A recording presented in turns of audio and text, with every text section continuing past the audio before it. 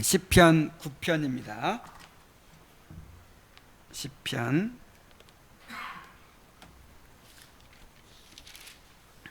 9편 13절부터 20절까지의 말씀입니다. 우리 함께 읽겠습니다. 시작. 여호와여, 내게 은혜를 베푸소서. 나를 사망의 문에서 일으키시는 주여, 나를 미워하는 자에게서 받는 나의 고통을 보소서. 그리하시면 내가 주의 찬송을 다 전할 것이요, 딸 시온의 문에서 주의 구원을 기뻐하리이다. 이방 나라들은 자기가 판 웅덩이에 빠짐이여 자기가 숨긴 그물에 자기 발이 걸렸도다. 여호와께서 자기를 알게 하사 심판을 행하셨으며 악인은 자기가 손으로 행한 일에 스스로 얽혔도다. 악인들이 스올로 돌아가며 하나님을 잊어버린 모든 이방 나라들이 그리하리로다.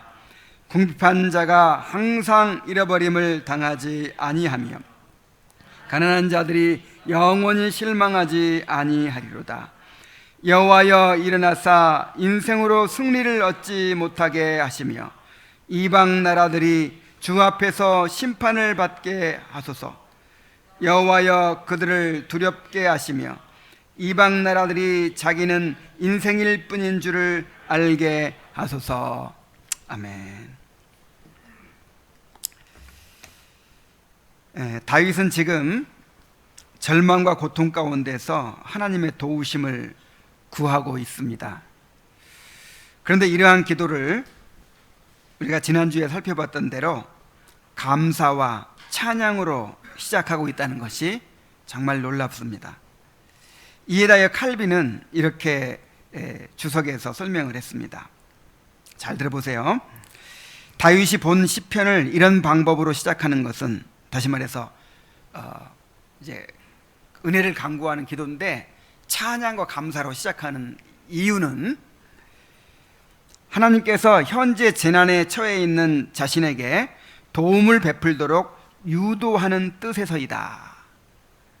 하나님께서는 중단 없이 자신의 백성에게 호의를 계속 베풀고 계시므로 지금까지 우리에게 베푼 모든 선하심을 통해서 앞으로도 하나님께서 우리에게 자비롭고 은혜롭게 해주실 것이라는 것을 확신하고 소망하는 것이 옳다. 그러니까 하나님께서 어떤 기도에 응답하신다는 거예요. 과거에도 나에게 은혜를 베풀어 주셨고 현재도 은혜를 베풀어 주고 계시고 또 장차 미래에도 나의 삶을 완전하게 섭리해 주실 것이라는 그 믿음을 가지고 그러한 소망 가운데 구할 때 하나님께서 응답해 주신다는 거예요. 하나님은 우리의 믿음에 응답하십니다. 우리의 믿음에 응답하시고 감사에 응답하시고 찬양에 응답하시는 하나님이세요. 우리의 원망과 불평에 응답하시지 않습니다. 원망과 불평에 대한 응답은 징계예요, 징계.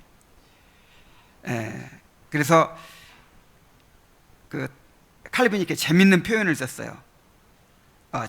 현재 재난에 처해 있는 자신에게 도움을 베풀도록 유도하는 뜻에서 이렇게 찬양과 감사를 드리고 있다, 이런 표현을 했어요. 자, 이것이 바로 믿음의 기도입니다. 이것이 바로 이방인의 기도와 다른 그리스도인의 기도입니다.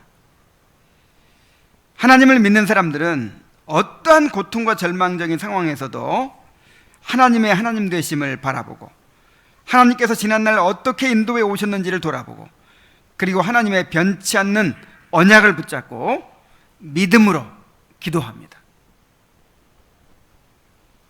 이러한 기도를 배우게 되시기를 바랍니다. 자, 이제 본격적으로 하나님의 은혜를 간구합니다. 고통 가운데서 하나님의 은혜를 찬양한 다윗은 이제 자신의 고통을 호소하면서 하나님의 은혜를 간구하죠. 13절 말씀을 함께 읽어보죠. 시작. 여호와여, 내게 은혜를 베푸소서. 나를 사망의 문에서 일으키시는 주여, 나를 미워하는 자에게서 받는 나의 고통을 보소서. 자, 다윗은 하나님을 어떻게 부르고 있습니까? 나를 사망의 문에서 일으키시는 주여라고 부릅니다. 사망의 문에서 일으키신다는 말이 무슨 말이겠어요? 사망의 문으로 싹 들어가 버리면 뭐예요? 죽는 거죠. 그냥 거의 이제는 끝났다, 이제는 죽었다라고 생각될 만큼 그런 극한 절망 상태에서도 다시 회복시켜 주시는 분이다, 그런 뜻이에요. 우리 하나님은 부활의 하나님이십니다. 죽은 자도 다시 살리시는 하나님이십니다. 사람이 보기에는 더 이상 살아날 길이 없고 가망이 없고 다 끝난 것처럼 보이는 상황에서도 하나님께서 원하시면 극적으로 다시 회복시켜 주시고 다시 살게 해 주십니다. 다윗은 이러한 경험을 수없이 했어요. 그동안에 거의 절망 상태까지 갔다가 다시 하나님께서 회복시켜 주시는 그러한 역사를 많이 경험했습니다. 그래서 다윗이 이렇게 사망의 문에서 일으키시는 주여라고 부르면서 포기하지 않고 하나님께 간구하는 것입니다.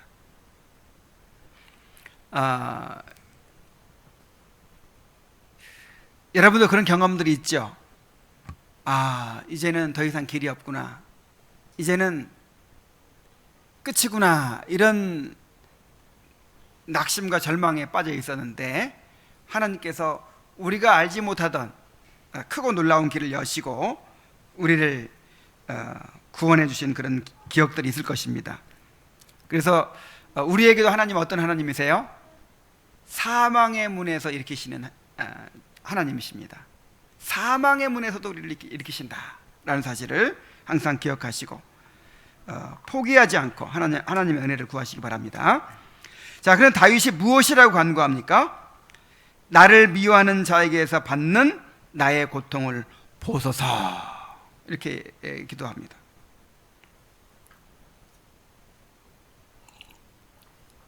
자, 어떻게 하라고요? 나를 미워하는 자에게서 받는 나의 고통을 어떻게 해달라고? 그거를 좀 하나님이 좀 보시라는 거예요. 하나님이 보고 좀 느끼시라는 거예요. 어린아이가 넘어져서 다쳤을 때 엄마를 부르죠. 그래, 엄마한테 요구하는 게 뭐예요? 지금 다쳐가지고 무릎이 깨졌습니다. 피가 막 째실 납니다. 그때 막 엄마를 부르죠. 엄마 하고 막 불러요. 이제 뭘 요구하죠, 엄마한테? 이거 좀 보라는 거예요. 내가 얼마나 지금 아픈지, 내가 지금 얼마나 고통스러운지를 좀 봐달라는 거예요. 뭐 보는 거 외에 뭐 더 할 일이 뭐가 있겠어요? 엄마가 피를 갑자기 안 나게 할 수도 없고 안 아프게 할 수도 없죠. 그래서 엄마가 그 상처를 보면서 아이고 내 새끼 넘어져서 다쳤구나, 얼마나 아플까 하고 그냥 호하면 어떻게 하죠? 그 아픔을 이겨냅니다. 다시 그냥 탈탈 털고 다시 일어나서 또 놀아요.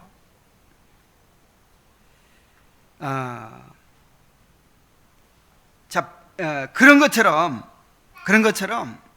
지금 자신의 고통을 하나님 앞에 호소하면서 하나님께서 그 고통을 보아주시기를, 알아주시기를 지금 간구하고 있는 거예요. 그러니까 뭐 하나님이 모르실 리가 없죠. 그러니까 어릴 때 엄마가 내가 넘어져서 다쳐서 울면 와가지고 나를 이렇게 안아주고 내 고통을 알아준 것처럼 하나님께서 자신의 고통을 아시고 동정해 주시는 분임을 다윗은 알고 있는 거예요. 그래서 마치 어린아이가 엄마한테 그렇게 이야기하듯이 나를 미워하는 자에게서 받는 나의 고통을 보소서, 이렇게 간구하고 있는 것입니다. 우리는 살아가면서 수없이 막막한 상황을 만납니다. 우리가 감당할 수 없는 커다란 재난을 만나기도 하고 도저히 해결될 것 같지 않아 보이는 어려운 문제들을 만나기도 합니다. 꼭 이렇게 큰일이 아니더라도 순간순간 벽에 부딪히는 일들을 만납니다. 그냥 마음이 턱 막힐 때가 있죠.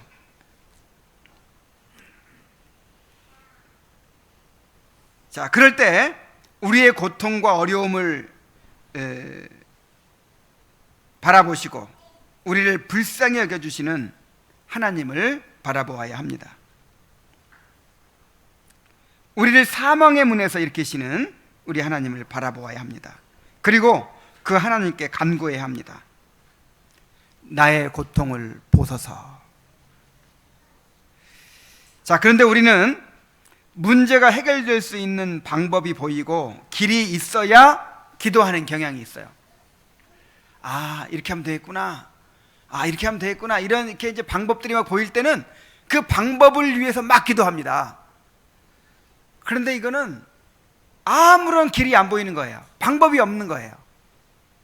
이거는 하나님이 오셔도 소용없을 것 같아. 그럴 때는 기도해요, 안 해요? 안 해요.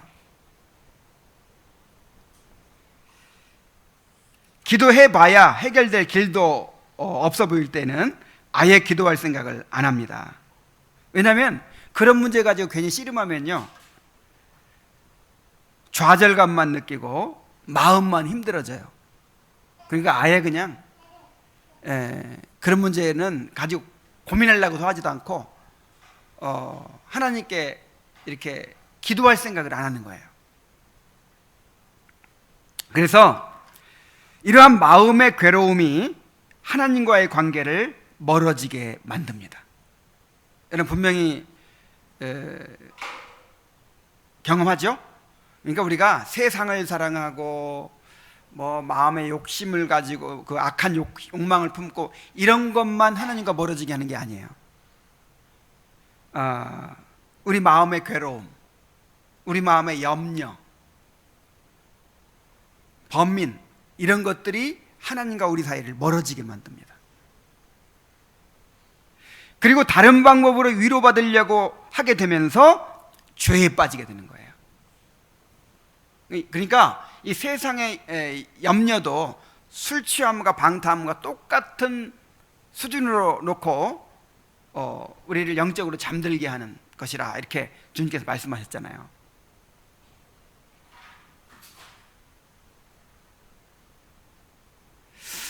그래서 여러분, 기도를 너무 그렇게 실용주의적인 것으로 그렇게 생각해서는 안 돼요. 여러분, 어린아이가 엄마한테 달려가는 것이 꼭 뭐 엄마가 의사가 돼가지고 자기를 어떻게 수술해 줄 줄 알고 고통을 갑자기 멈춰줄 줄 알아서 엄마한테 달려갑니까? 그냥 다치면, 아프면 엄마한테 가잖아요. 왜 그래요? 엄마니까. 엄마가 나를 사랑하고 내 모든 고통에 관심을 갖고 있고 엄마가 나를 위해서라면 뭐든지 하고자 하기 때문에, 그 사랑을 알기 때문에, 그리고 내가 엄마를 의지하기 때문에 그렇게 엄마한테 달려가는 거예요. 그래서 우리도 하나님께 그냥 어떤 고통이 있든지 어떤 괴로움이 있든지 하나님 앞에 나아가는 것이 중요합니다. 문제 해결 이전에 우리의 고통 자체를 하나님께 아뢰는 것이 중요하다고요. 하나님이 우리의 아버지시요 우리의 보호자이시기 때문입니다. 하나님이 우리의 모든 문제를 하나님께 아뢰기를 원하시기 때문입니다. 시편 62편 8절에 백성들아 시시로 그를 의지하고 그의 앞에 마음을 토하라. 하나님은 우리의 피난처시로다 그랬어요. 자, 늘 하나님을 의지하고 그 앞에 어떻게 하라고요? 마음을 토하라. 이 토한다는 말은 이 물을, 컵에 있는 물을 쏟아버리듯이 마음을 쏟아내 놓으라는 거예요. 하나님 앞에 마음을 쏟아 놓으라는 거예요. 하나님 앞에 아뢰고 마음을 토할 때 하나님은 우리를 위로해 주시고 우리 마음에 평강을 주십니다. 그리고 우리가 전혀 생각하지 못했던 하나님의 방법으로 그 일에 역사하십니다. 물론 항상 하나님께서 그 문제를 해결해 주시는 거 아니에요. 해결해 주시지 않을 때도 많아요. 그러나 우리의 마음을 변화시켜 주십니다. 아무것도 염려하지 말고 오직 모든 일에 기도와 간구로 너희 구할 것을 감사함으로 하나님께 아뢰라. 자, 그럼 어떻게 하겠다는 거예요? 염려했던 문제를 해결해 주리라 그랬어요? 그리하면 모든 지각에 뛰어난 하나님의 평강이 너희 마음과 생각을 지키시리라 그랬어요. 자, 일단 우리가 하나님 앞에 쏟아 놓으면 첫 번째 효과가 뭐예요? 첫 번째 그 결과가 무엇입니까? 우리 마음이 평안을 얻는 거예요.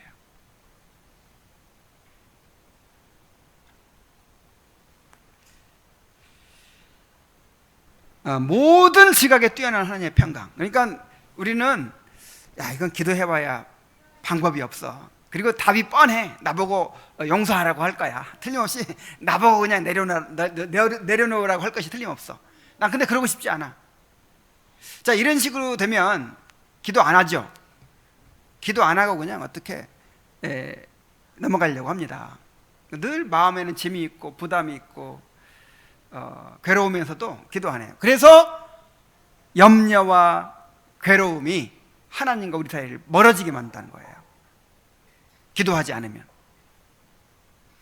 그런데 우리가 기도할 때 하나님을 털어놓는 거예요. 문제 해결은 두 번째 문제고, 일단 하나님이니까, 우리의 하나님이시니까, 우리의 보호자이시니까, 그리고 털어놓으라고 하시니까 우리 마음을 있는 그대로 쏟아놓는 거예요. 하나님, 내가 이 문제로 마음이 괴롭습니다. 내 마음이 너무 외롭습니다. 내가 너무 화가 납니다. 내가 너무 마음이 슬픕니다. 내가 마음 둘 데가 없습니다. 너무 미운 생각이 듭니다. 원망스럽습니다. 이렇게 현재 내 마음을 있는 그대로 쏟아놓는 거예요. 그렇게 쏟아놓으면서 나도 모르는 사이에 이제 회개하게 되고요. 그 다음에 또 하나님을 바라보게 되고, 하나님께서 내게 은혜를 바라보게 되고, 그러면서 하나님께 감사하게 되고 찬양하게 됩니다.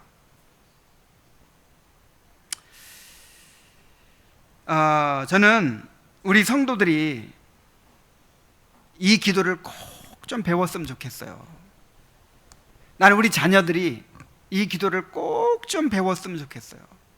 그래서 언젠가는 막 이 기도를 훈련시키기까지 했어요. 너무 기도를 뭔가 기도하고 어떻게 응답받고 이런 식으로만 생각하는 거예요. 여러분 예수님의 이런 말씀 한번 생각해 보세요. 항상 기도하면서 낭망하지 말아라 그랬죠? 항상 기도하면서 낭망하지 말아야 될 것을 비유로 말씀하여 가라사대 하면서 이제 그 불의한 재판관의 이야기를 하셨죠? 항상 기도하면서 뭐 하지 말아라? 낭망하지 말아라. 여러분 우리가 이 살아가는 이 세상의 환경은요 항상 낭망할 수밖에 없는 그런 상황이에요. 예를 들어서 이제 그 말씀을 이제 앞으로 예수님이 남겨두고 가실 그 교회가 이제 부딪혀야 될 그 시험 가운데서 어떻게 이겨낼 것인가 하는 것을 말씀해 주신 것이라고 우리가 볼 수 있는데, 자, 초대교회가 어떤 상황에 처했습니까? 로마 제국에 의해서 핍박을 받았죠? 자, 핍박을 300년 동안 받았어요. 300년 동안. 그런데 그 핍박이 금방 없어졌습니까? 그런데도 어떻게 해야 돼요? 기도해야죠. 기도하면서 뭐 하지 말라고요? 낭망하지 말라고요. 여러분, 우리가 기도해도 안 되는 문제 많습니다. 예를 들어서 어떤 사람이 예를 들어서 뭐 불구가 됐다든지 뭐 그런 문제가 있잖아요. 하여간 엄청나게 고통을 주는 문제인데 전혀 해결될 수 없는 그런 문제들이 있잖아요. 그런 문제가 한두 가지입니까? 우리가 살아가다 보면은. 자, 그럴 때 어떻게 그거를 극복하죠? 그래서 기도를 주셨단 말이에요. 기도는 성령 안에서 하나님과 대화를 나누는 거예요. 교통하는 거예요. 그냥 우리만 그냥 혼자 독백하고 마는 것이 아니고 실제로 하나님과 어떤 교통이 이루어지는 거예요. 신비로운 거예요. 그래서 어떤 환경을 변화시키려고만 기도를 하는 게 아니란 말이에요. 기도가 은혜의 수단이에요. 은혜의 수단. 내가 힘들면 정말 나와 가까운 사람, 마음이 통하는 사람, 내 이야기를 받아줄 만한 사람을 찾죠. 그래가지고 이야기를 나누죠. 그래서 뭐 그냥 내 마음을 나눌 사람이 없느니 뭐 그런 불평을 하잖아요. 근데 하나님께서 들어주신다는 거예요. 하나님께서 나를 의지하고 시시로 너희 마음을 토해라, 쏟아놔라.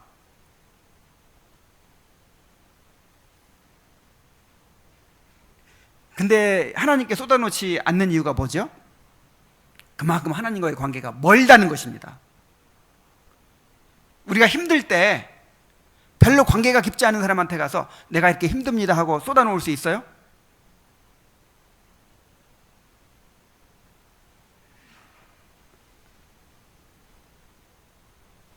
이것을 훈련하세요. 훈련. 그러니까 뭔가 이렇게 그냥 하루만 살아도요, 하루만 지나도 뭔가 마음이 탁 막히는 그런 문제들이 있어요. 이렇게 정말 이 사람 도저히 변화되지 않겠다 싶을 때 그냥 마음이 탁 무너지죠. 아이고, 이 문제를 해결되지 않겠다, 무너지죠. 내 자녀들을 보면서 막 마음이 무너지죠. 그럴 때 그 마음을 토해 놓으라고요. 하나님께. 내가 이렇게 힘들어요. 내가 이렇게 화가 나요. 내가 이렇게 두려워요.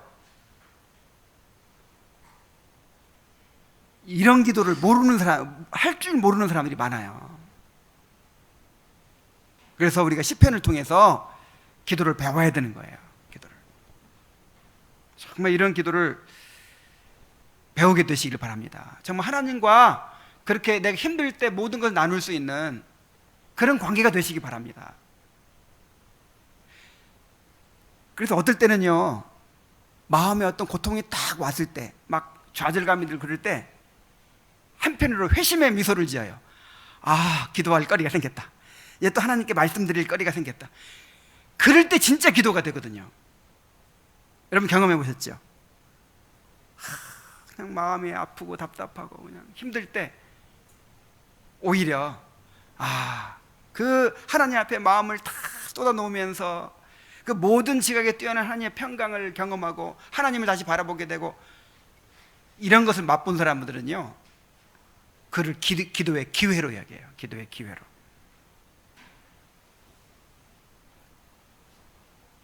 여러분 꼭 이렇게 기도하시기 바랍니다. 정말 이 기도를 훈련하시기 바랍니다. 만약에 다시 한번 말씀드리는데요, 뭔가 마음에 고통이 있고 어려움이 있을 때 그때 어떻게 해야 된다고요? 기도해야 되는데 기도하지 않고 그냥 넘어가잖아요. 그게 하나님과 나를 점점 멀어지게 하는 거예요. 부부간에 뭔가 큰 문제가 있어요. 그거를 누구한테 나눠야 돼요? 상대방 서로 나눠야죠. 그래야 부부죠. 근데 그거를 나 혼자만 안고 가는 거예요. 이게 한 번, 두 번 계속 되면 어떻게 될까요? 두 사람 사이가요, 멀어져요.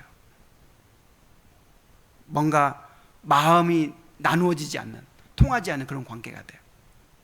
서로를 몰라요, 서로를. 하나님과 우리도 인격적인 관계입니다. 정말 마음을 늘 토하는 사람이 되세요, 마음을. 그래서 우리가 시편을 배우는 거예요.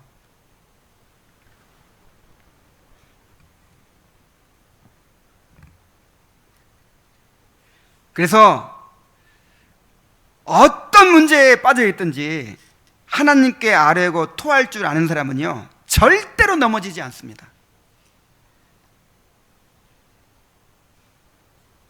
반드시 어떤 문제에 있든지 하나님 앞에 나가서 그것을 토해 놓는 사람, 늘 하나님 앞에 쏟아놓는 사람은요, 절대로 넘어지지 않아요. 반드시 승리합니다. 자, 그리고 다윗은요, 또 은혜를 간구하면서 하나님께 서원을 합니다. 14절 말씀 한번 다 같이 읽어보세요. 시작. 그리하시면 내가 주의 찬송을 다 전할 것이요 딸 시온의 문에서 주의 구원을 기뻐하리이다. 다윗의 기도 가운데서 이렇게 서원하는 내용이 많이 나옵니다. 자, 그런데 이러한 서원을 하나님께서 자신의 기도에 꼭 응답해 주시도록 조건을 제시하는 것으로 생각해서는 안 됩니다. 서원을 이런 식으로 오해하는 사람들이 있어요.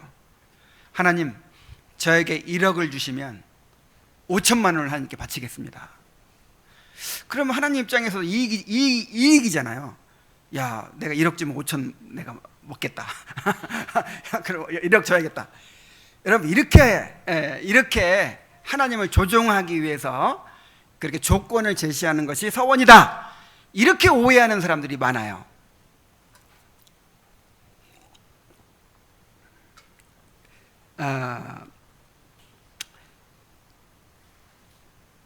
그러나 성경의 서원은 그런 것이 아니죠. 서원이 무엇입니까? 하나님께 대한 감사와 하나님께 대한 사랑이 마음에 사무쳐서 하나님께 요구하시지도 않았지만 그냥 자발적으로 하나님께 무엇을 드리겠습니다, 내가 무엇을 하겠습니다, 아니면 하지 않겠습니다 하고 하나님께 약속드리는 거예요. 자, 서원이 뭐라고요? 하나님께 무언가를 약속드리는 거예요. 이것은요, 사랑하는 관계에서 흔히 일어나는 일입니다. 누가 너무 이쁜 거예요. 너무 사랑스러운 거예요. 그러면 요구하지 않았는데도 내가 이거 사줄게, 이거 해줄게 하고 약속을 하죠. 그런 것처럼 우리가 하나님과 사귀어 가다 보니까 하나님의 은혜가 너무 크고 하나님의 사랑이 너무 놀랍고 내가 하나님께 너무 감사한 거예요. 그래서 하나님께 뭔가를 막 하고 싶은 거예요. 그래서 하나님, 내가 하나님께 이것을 드리겠습니다, 내가 하나님께 이것을 하겠습니다, 이렇게 약속을 하는 것이죠. 서원이 그래서 하나의 예배입니다. 예배. 기독교 강요에서도 서원이 뭔가를 배웠죠. 하나님께 드리는 예배예요. 하나님께서 우리가 서원할 때 영광 받으시고 그 서원을 지킬 때 영광 받으십니다. 그리고 하나님만 영광 받으시는 것이 아니라 이 서원이 우리에게도 큰 유익이 돼요. 예를 들어서 하나님 아버지, 내가 어떤 일을 어떻게 하겠습니다. 하나님 아버지, 내가 이 일을 다시는 하지 않겠습니다. 이렇게 이제 하나님 앞에 약속을 했잖아요. 약속을 했기 때문에 그 약속이 하나의 어떤 나를 묶는 끈이 되는 거예요. 에이, 괜히 내뱉었다가 못 지키면 나만 저는 이거 하지 말자. 여러분, 이거는 사랑의 관계를 몰라서 그러는 것이고 또 어떤 영적인 유익을 몰라서 그러는 거예요. 정말 하나님을 더 사랑하기 원하고 그 다음에 내가 더 하나님 앞에 바로 서게 되기를 원하고 그러면요, 이런 서원을 많이 하게 되는 거예요. 많이 하십시오. 내가 다시는 나쁜 말을 하지 않겠습니다. 내가 다시는 어떻게 하지 않겠습니다 하고 내가 정말 하지 않길 원하는 것을 누구한테 약속해요? 하나님한테 약속하는 거예요.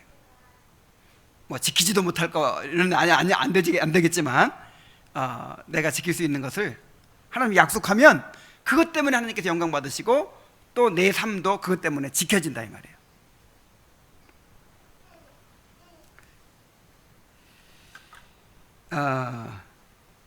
특히 은혜를 간구하면서 하나님께서 응답해 주시면 내가 이렇게 하겠습니다 하는 것은 우리가 그것을 구하는 목적이 무엇인가를 분명하게 밝히는 것입니다.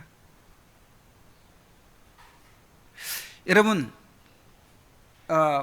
우리가 하나님께 구하는 것들이 선한 목적이어야 되겠죠. 하나님의 이름이 영광을 받으시고 또 하나님의 나라가 임하게 되고 하나님의 뜻이 하늘에서 이루어진 것처럼 땅에서도 이루어지는 이것이 이제 우리가 지향해야 될 목적인데 우리가 구하는 모든 것이 여기에 종속되어야 되는 거예요. 내가 집을 구하든 돈을 구하든 아니면 세상에서 어느 어떤 직업을 구하든 아니면 건강을 구하든 다 목적이 무엇이어야 돼요?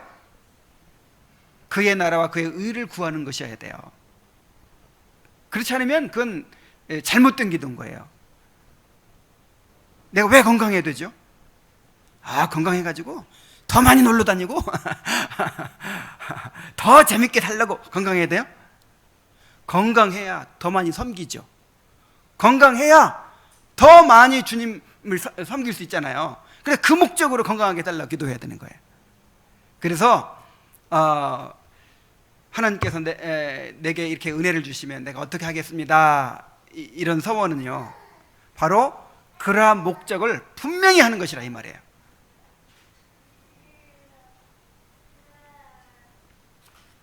자, 다윗의 서원의 내용을 봅시다. 내가 주의 찬송을 다 전할 것이요. 다윗을 하나님께서 긍휼히 여겨 주시고 그 고통을 돌아보시고 그래서 다윗을 건져주시면 어떻게 하겠다고요? 내가 주의 찬송을 다 전하겠습니다. 이 말이 무슨 말입니까? 하나님께서 자신에게 베푸신 은혜를 찬송하고 다른 사람들에게도 증거하겠다라고 하는 것입니다. 그 다음 뒷부분에 보면은 딸 시온의 문에서 주의 구원을 기뻐하리이다 그랬어요. 이제 그 상반절의 표현을 바꿔서 반복하고 있는 것인데, 자, 사람들에게 어떻게 찬송을 전할 것인가 그 방법을 보여줍니다. 자, 11절에서는 시온에 거하신 여호와를 찬양하라 그랬는데 여기서도 시온의 문에서 주의 구원을 기뻐하리이다 라고 합니다. 어디서? 시온의 문에서. 자, 시온의 문이 뭘까요? 시온은 예루살렘을 가리킵니다. 그리고 딸 시온이라고 했는데 정확한 번역은 시온의 딸이라는 뜻입니다. 시온의 딸.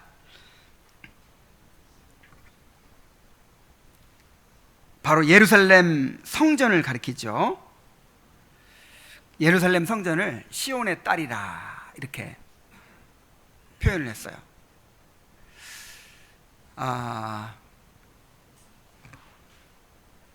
왜 딸이라고 그랬을까요? 여러분의 딸을 한번 생각해 보세요. 딸이 있는 사람들 어린 딸을 한번 생각해 보세요. 이 딸이라는 표현은 하나님의 예루살렘 성전에 대하여 얼마나 뜨거운 애정을 가지고 계시는가를 나타내는 것입니다. 그래서 이 서원이 어떤 내용이냐면 하나님께서 소중하게 여기시고 사랑하시는 예루살렘 성전에서 주의 백성들과 함께 주의 구원을 찬송하며 기뻐하겠습니다 이 말이에요. 그러니까 다윗은 하나님께서 무엇을 원하시는지를 알죠. 하나님을 기쁘시게 하는 방법이 뭔지를 알아요. 하나님께서 가장 소중하게 여기시는, 딸처럼 여기시는 그 예루살렘 성전에서 주님께서 귀하게 여기시는 성도들과 함께 그 은혜를 나누겠다는 거예요. 함께 기뻐하겠다는 거예요.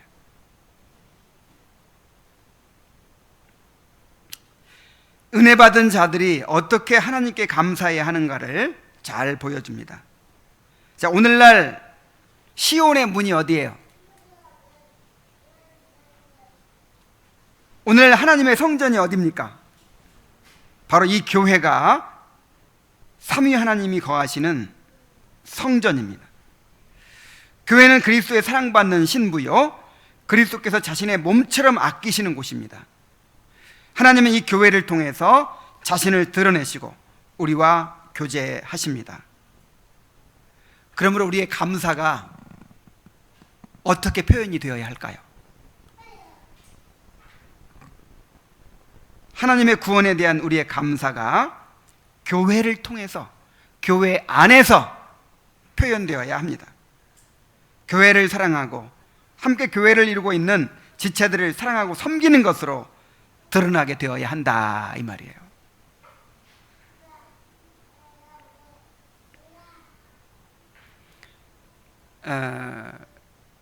그래서 그 바울 서신에 보면은 전반부에는 삼위 하나님께서 어떻게 우리를 구원하셨는가에 대해서 이야기하고, 후반부에서는 그 구원의 은혜를 입은 자들이 이제 어떻게 하나님 앞에 자신을 산제물로 드려야 되는가, 감사해야 되는가를 이야기하는데, 뭐에 대해서 이야기해요?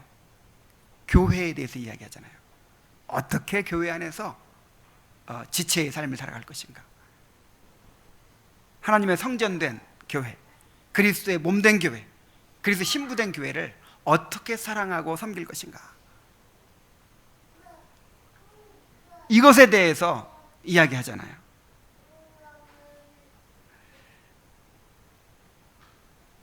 여러분에게 이러한 소원이 있게 되길 바랍니다. 정말 하나님께서 은혜를 주실 때 이 교회를 통해서 여러분의 감사가 드러나고 표현되기를 바랍니다. 자, 이제 15절부터 20절에서는 승리의 확신을 선포하며 또 간구합니다. 자, 15절부터 17절까지에서 먼저 공의의 심판자이신 하나님께서 대적들을 심판하실 것을 선포합니다. 우리 한번 다 같이 읽어봅시다. 15절부터 17절입니다. 시작. 이방 나라들은 자기가 판 웅덩이에 빠지며 자기가 숨긴 그물에 자기 발이 걸렸도다. 여호와께서 자기를 알게 하사 심판을 행하셨으며 악인은 자기가 손으로 행한 일에 스스로 얽혔도다. 히카yon 셀라. 악인들이 소올로 돌아가며 하나님을 잊어버린 모든 이방 나라들이 그러하리로다. 예. 히카yon 셀라, 이런 말은 다 음악적 기호예요. 그래서 이 시편이 노래라는 것을 알 수 있는 것이죠. 뭐 자세한 뜻은 알 수 없고요. 자, 이방 나라들이 웅덩이를 파고 그물을 숨겼다고 한 것은 이방 나라들이 마치 짐승을 사냥하듯 얼마나 치밀하게 다윗을 죽이려고 했는지를 알 수 있습니다. 그러나 그들이 자기 손으로 판 웅덩이에 빠지고 자기들이 매설한 그물에 걸려들었다라고 합니다.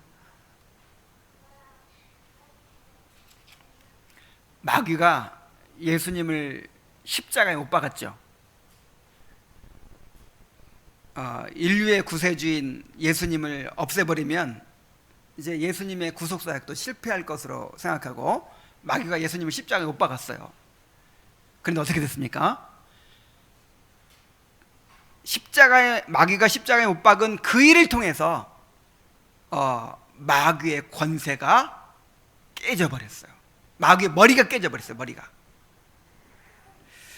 에스더서에 보면은 하만이 모르드게를 달아 죽이려고 장대를 크게 세웠죠. 근데 그 장대에 누가 달렸어요? 하만이 달려 죽었어요. 그런 것처럼 악인들은 자기가 손으로 행한 일에 스스로 얽혀들게 될 것입니다. 의인들을 해치려고 하는 모든 시도가 자기들의 무덤을 파는 일이 될 것입니다. 또 여호와께서 자기를 알게 하사 심판을 행하셨으며 라고 합니다. 자, 하나님은 때때로 악인들에게도 자기를 알리십니다. 의인들에게도 자기를 알리시고 또 악인들에게도 자기를 알리세요. 근데 알리는 방법이 달라요. 의인들에게는 구원의 역사를 통해서 알리십니다. 이 구원, 우리의 구원을 이루시는 것이 다 하나님을 알리시는 계시입니다. 계시. 그래서 우리가 우리를 구원하시는 그 하나님의 역사를 통해서 하나님 자신을 어떻게 해야 돼요? 알아가야 돼요. 자, 그런데 악인에게 자기를 알리시는 방법은 달라요. 심판을 통해서 알리십니다.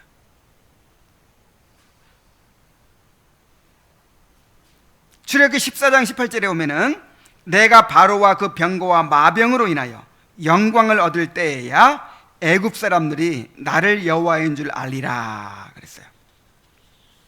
애굽 사람들에게 여호와가 하나님이신 것을 알리는 방법이 뭐였어요? 그들을 심판하신 것이었죠.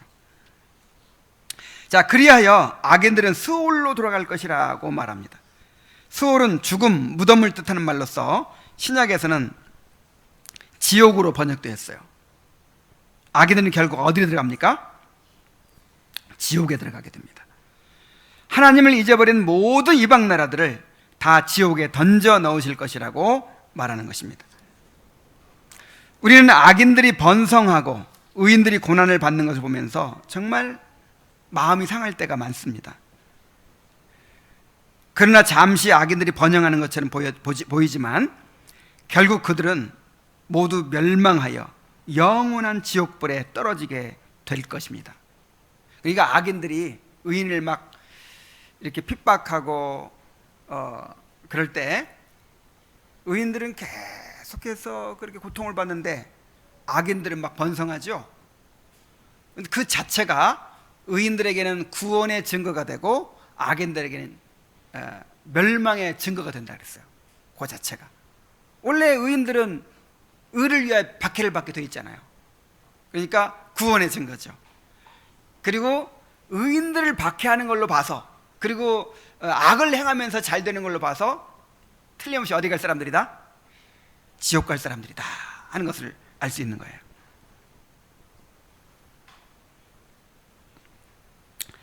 그래서 이제 그런 사람들 때문에 우리가 낙심하지 말고 그들이 결국 지옥에서 영원한 심판을 받게 될 것을 바라보아야 합니다.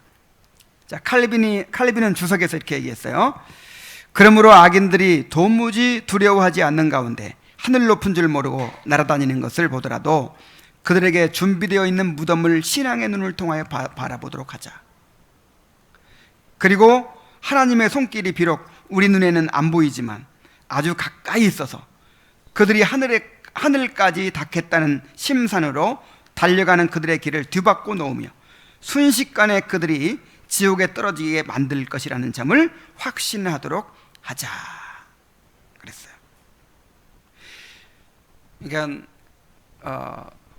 의인의 구원은 곧 악인에 대한 심판, 악인에 대한 심판은 의인의 구원과 병행하는 하는 것이기 때문에 우리가 두 가지를 다 바라보는 것이죠. 하나님께서 심판하실 것을 바라보고 우리를 구원하실 것을 바라보면서 위로를 삼으라는 거예요.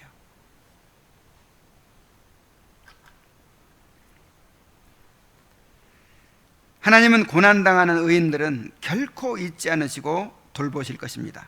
18절 말씀 다 같이 읽습니다. 자, 시작. 궁핍한 자가 항상 잊어버림을 당하지 아니하며 가난한 자들이 영원히 실망하지 아니하리로다. 자, 이런 말씀을 외우면 참 좋을 것 같아요. 궁핍한 자가 항상 잊어버림을 당하지 아니하며 가난한 자들이 영영히 실망하지 아니하리로다. 여기서 궁핍한 자, 가난한 자는 악인들에게 핍박을 받는 의인들을 가리킵니다. 이 땅에서는 하나님의 백성들이 항상 궁핍한 자, 가난한 자들이 될 수밖에 없어요. 꼭 물질적으로 가난하게 된다는 것이 아니라 천국을 바라보며 주님의 뜻을 따라 살아가기 때문에 이 땅에서는 불이익을 받고 손해를 보고 억울한 일을 당할 수밖에 없다는 것입니다. 그러나 하나님은 결코 당신의 백성들이 고통당하는 것을 외면하지 않으십니다.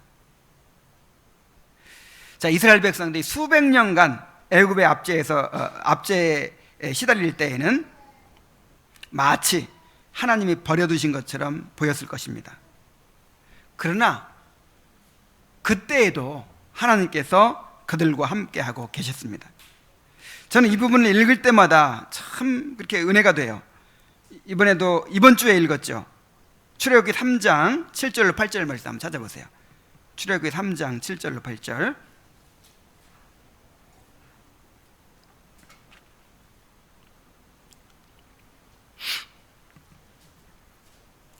여호와께서 가라사대 내가 애굽에 있는 내 백성의 고통을 정령이 보고.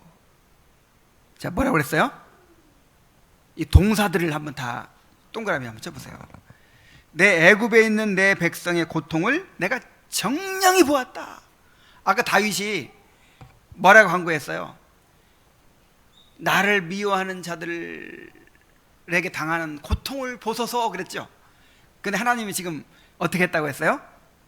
내가 내 백성들이 애굽 사람들의 압제에 의해서 고통당하는 걸 내가 정령이 보았다.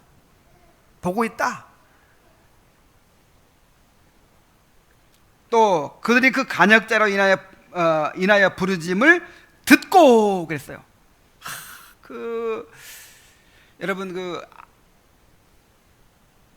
우리 아이들이 이제 건넌방에서 이제 잡니다. 어린아이를 자는데 저는 우리 딸들이 아주 어렸을 때부터 따로 재웠어요. 이렇게 그냥 엄마하고 같이 자고 싶다고 그냥 호통을 쳐서 나는 안 치고 엄마가 그렇게 이제 쫓아내가지고 아이들이 이렇게 자는 거예요. 그러니까 아이들만 있으니까 이렇게 좀 마음이 아프죠. 걱정이 되죠. 그래서 자다가 뭔가 이렇게 우는 소리, 조그만 우는 소리만 들려도 그냥 번쩍 귀가 떼요. 그리고 바깥에서 아이들이 놀다가 우리 아이가 우는 소리가 들리면 소리가 들리죠. 기가 막히게 우리 아이 우는 소리가 들려요. 그것처럼 하나님께서 그 간역자로 인하여 부르짖음을 들었다 그랬어요. 그 우고를 알고 그랬어요. 우고, 그냥 그 고생하는 거, 정말 그 고생이 얼마나 심했을까요? 그 우고를 어떻게 했다? 알고. 다 아십니다. 우리가 얼마나 고생하는지 하나님 다 아십니다. 그 다음에 내가 내려와서 그들을 애굽인의 손에서 건져내고 그들을 그 땅에서 인도하여 아름답고 광대한 땅, 젖과 꿀이 흐르는 땅, 곧 가나안 족속, 헷 족속, 아모리 족속, 브리스 족속, 히위 족속, 여부스 족속의 지방에 이르려 하노라. 자, 여기서 하나님께서 느끼시는 거, 보고 듣고 알고, 그 다음에 또 하나님께서 행하려고 하시는 것이 뭐예요? 내려와서, 그 다음에 건져내고 인도하여 이르리 하노라. 그냥 사랑이 뚝뚝 떨어져요. 그 긍휼과 자비가 막 뚝뚝 떨어져요. 하나님께서 우리의 고통을 보십니다. 우리의 부르짖음을 듣고 계십니다. 우리의 고생하는 것을 알고 계십니다. 우리가 얼마나 힘들게 사는 것을 다 알고 계십니다. 그래서 우리를 위해서 최고의 영광을 준비해 놓으시고 하나님이 친히 내려오셔서 우리를 건져내고 인도하여 하늘에 이르고자 하시는 것입니다. 자, 그런데 여기서 하나님이 잊어버림을 당하지 아니한다 그렇게 말하지 않고 항상 잊어버림을 당하지 아니한다 그랬고, 또 실망하지 아니한다 그러지 않고 영원히 실망하지 아니한다 그랬어요.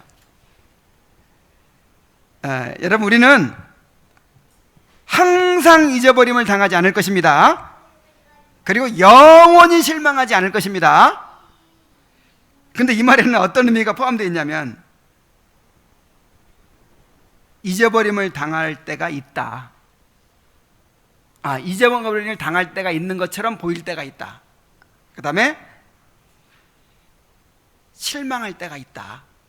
영원히 실망하지 않는다는 말은 때때로 실망할 때가 있다는 거예요, 없다는 거예요? 있다는 거예요. 정말 여러분 이거를 우리가 받아들여야 돼요. 자, 칼빈은 여기에 대해서 이렇게 말합니다. 그러므로 하나님께서 우리에게 그의 도우심을 약속하신 것은 우리의 고통을 미연에 방지하기 위함이 아니라 우리가 십자가 밑에서 오랫동안 견딘 다음 마침내 우리에게 도움을 베푸시기 위함이라는 것을 기억하자.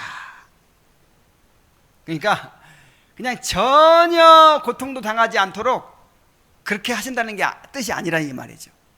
십자가 밑에서 오랫동안 고통을 당한 다음에 건져낼 것이라는 것을 이제 알기 위함이라는 거죠. 우리가 십자가 밑에서 오랫동안 견딘 다음 마침내 우리에게 도움을 베푸시기 위함이라는 것을 기억하자. 다윗은 소망 또는 기대라고 분명히 말함으로써 우리로 하여금 기도할 것을 격려하고 있다. 하나님께서 우리의 고통을 눈여겨보지 않는 것처럼 보이는 이유는 우리의 기도를 수단으로 해서 자신을 깨우기를 원하고 계시기 때문이다. 그래서 이 기도라는 수단을 주신 이유가 있어요. 우리는 이 땅에서 십자가를 질 수밖에 없고 십자가 밑에서 오랫동안 견뎌야 되는 상황이 없을 수가 없단 말이에요. 그래서 우리가 고난 가운데서 오랫동안 견디어야 하기 때문에 뭘 주셨어요? 기도라는 수단을 주셨다. 기도라는 수단. 너희 중에 고난당하는 자가 있느냐? 저는 기도할 것이요 그랬잖아요.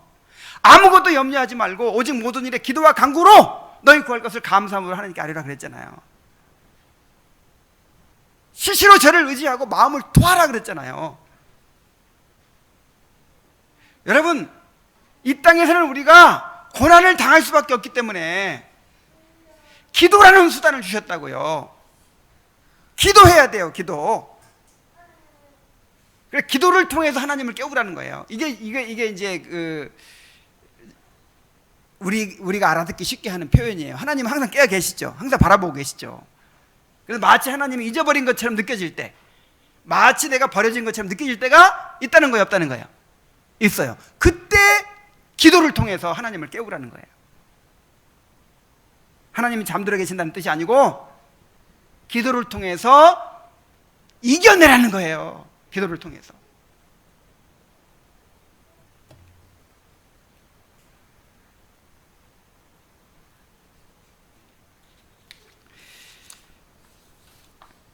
여러분, 정말 이 기도를 배우게 되시길 바랍니다.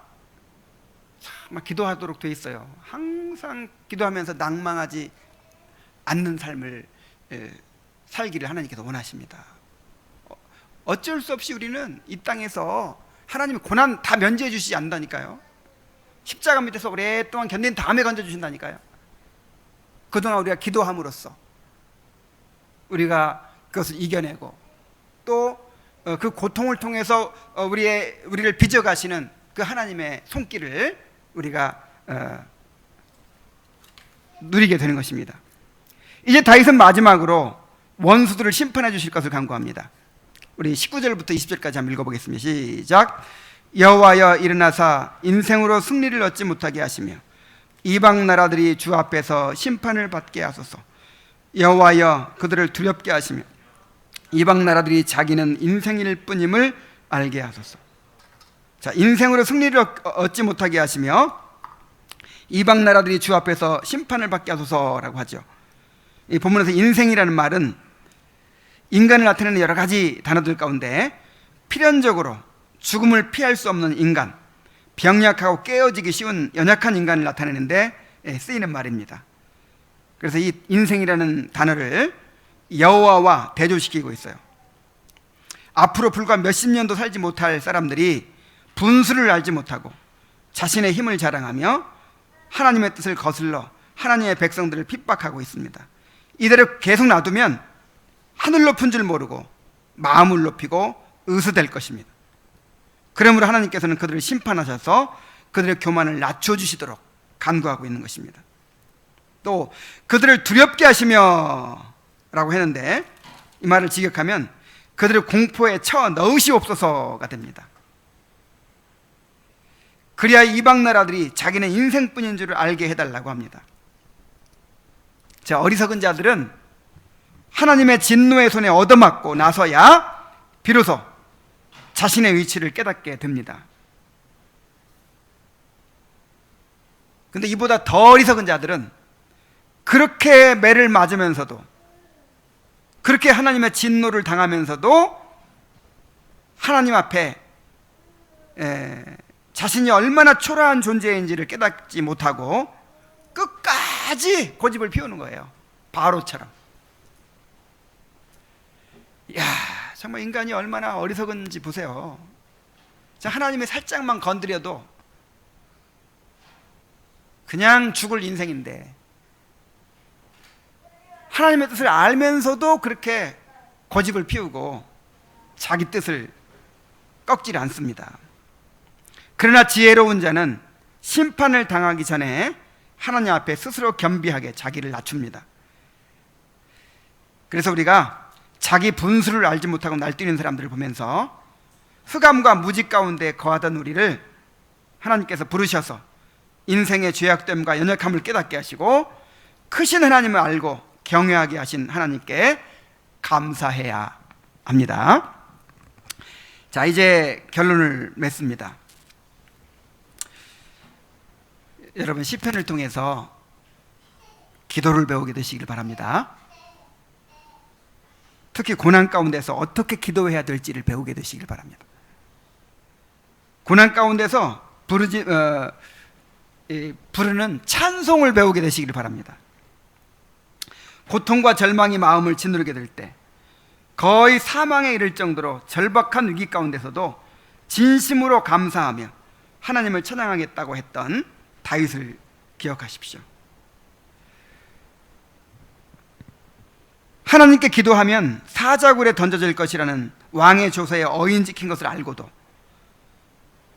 예루살렘을 향한 창을 열어놓고 하루 3번씩 하나님께 감사했던 다니엘을 기억하십시오. 엄청난 환란의 날을 앞에 두고 창자가 흔들리고 입술이 떨리고 뼈가 썩고 몸이 떨리는 상황 속에서도 구원의 하나님을 찬양했던 하박국을 기억하십시오. 억울하게 붙잡혀 매를 맞고 감옥에 갇혀서도 한밤중에 일어나 기도하며 하나님을 찬미했던 바울과 실라를 기억하십시오. 그리고 이러한 감사와 찬양이 어떠한 결과를 가져왔는지를 또 생각해 보십시오. 감사와 찬양한 우리로 하여금 하나님을 바라보게 하고 믿음을 갖게 하고 하늘의 위로와 소망을 누림으로 고통을 견디어내게 합니다. 무엇보다 하나님은 우리의 감사와 찬양에 반응하여 역사하십니다. 하나님은 고난 가운데서도 우리가 하나님을 바라보고 간구할 수 있도록 우리에게 이 놀라운 찬양을 주셨습니다. 고난 가운데서 하나님을 바라보고 감사와 찬양을 드리며 믿음으로 간구하는 그런 성도들이 되시기를 간절히 바랍니다. 기도하겠습니다. 하나님 아버지, 우리에게 이 놀라운 시편을 통해서 기도를 가르쳐 주심을 감사드립니다. 아버지 하나님, 우리는 너무 계산적이고 너무 실용주의적입니다. 그래서 뭔가 계산이 안 맞으면 하나님 앞에 간구하지 않습니다.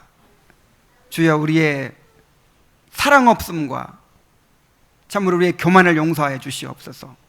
어린아이가 어떤 고통이 생기더라도 엄마한테 달려나가서 부르짖듯이 우리도 마음에 어떤 고통이 다가올지라도 맨 먼저 하나님께 나아가서 그것을 쏟아놓는 우리들이 될 수 있도록 인도하여 주옵소서.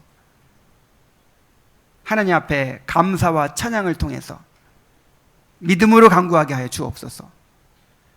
또한 서원을 통해서 우리가 구하는 것이 어떤 목적인지를 분명히 인식하게 하여 주시옵소서. 우리가 믿음으로 간구하는 법을 배우게 하여 주시옵소서. 예수님의 이름으로 기도하옵나이다. 아멘.